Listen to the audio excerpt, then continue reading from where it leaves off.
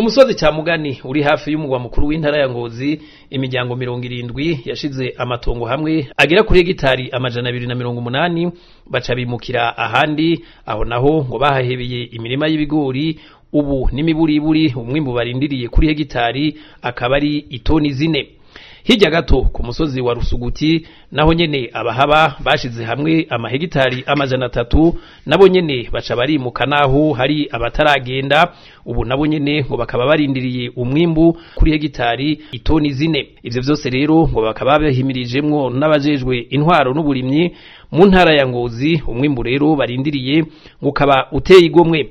Umushikiranganje ajejwe uburimyi n'ubworozi Prosper Dodiko akabashima iyo ntambwe abanyengozi bageze ko mu gutunganya ivy'uburimyi, agatera kamo izindi ntara gufatira karorero ku ntara ya Ngozi. Aka nakarero keza k'Ingozi tubonye ko n'izindi ntara zoca zifatiraho, kuko twari tumenyene yuko umwene gihugu avuga ati ego nivyo ndafise akarima hampande y'inzu reka ndime cyo kimwe n'abandi, mugabo ababo gufata inzu zose bakazikuramwo bakaja mu kigwati hama gaca barima kumwe bakarima kijambere. Murabona ko biteye igomwe. Murabona nk'ahantu turi kuri aya mahegitari 280 ari hamwe, murabona yuko biteze umwimbu ngana itoni 4 ku hegitari. Murabona neza yuko bamaze kwinjira muri nyezina muri ca civugiro cyane cobera mukuru w'igihugu cacu ciza cy'u Burundi avuga ati umunwa wose uronke n'umufuko uronke, kuko ibi ntibashaka kubifungura bonyene bazoha n'isoko.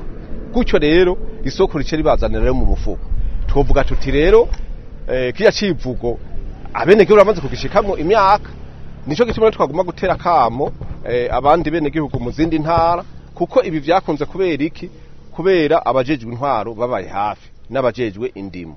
Tukavuga tuti rero no mu zindi ntara aka kabijya tubonye Ingozi nabo bakajeko kugira ngo dutangure ico novuga guheba amazu ave mu matongo yo kurima tuje kubigwati, hama amatongo yo kurima aje ukwayo. Kuri uyu wa gatatu naho uwo mushikiranganje Prosper Dodiko akaba yari yagendeye zone jene yo muri komine Kabarore iri mu ntara ya Kayanza. Aho naho imiryango 515 yashize hamwe amatongo, irimira rimwe iterera rimwe uwo mwonga wa hegitari 43. Ubu kuri hegitari bakaba biteze n'imiburiburi itoni 5.